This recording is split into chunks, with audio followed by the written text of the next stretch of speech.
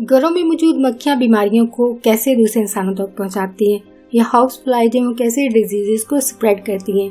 मक्खियाँ क्योंकि कूड़ा करकट, गली सड़ी चीजों पर या फिर ऐसी चीजों पर जिनमें पहले से बैक्टीरिया मौजूद हो, गले सड़े गोश्त पर या फिर इंसान के फुजला पर या फिर इंसान के अंदर से निकलने वाले हर किस्म के गंदे मादे पर बैठती हैं। जब ये बैठती हैं तब वहाँ पर मौजूद बैक्टीरिया या वायरस मक्खी के जिस्म पर मौजूद बालों पर या फिर इसके जिस्म पर मौजूद तरसी पर लग जाते हैं। और इसके अलावा मक्खी पैथोजेन्स नाम के बैक्टीरिया को एक जगह से दूसरी जगह मुंतकिल करने की वजह बनती है। मक्खियाँ जहाँ जहाँ बैठती हैं, खासतौर पर ऐसी जगह पर या फिर ऐसी चीजों पर बैठने की सूरत में जो इंसान के इस्तेमाल में हो, जिनमें खाने पीने की चीजें शामिल हैं, इन पर मक्खियों के चंद सेकंड बैठने, कुछ सेकंड के लिए बैठने या फिर मक्खी अपने मैदे में मौजूद एक मवाद जिसको मक्खी इन चीजों पर थूक दे, तो इन दोनों सूरतों में जरासीम मुंतकिल हो जाते हैं। घरों में मौजूद मक्खियों को विंग डाइवल भी कहा जाता है, यानी परों वाला शैतान। इसलिए ऐसा कहा जाता है क्योंकि ये मक्खियाँ 60 से ज्यादा बीमारियों को फैला सकती हैं। इन बीमारियों में टाइफाइड बुखार, डायसेंट्री ऐसी कंडीशन है जिसमें डायरिया होता है,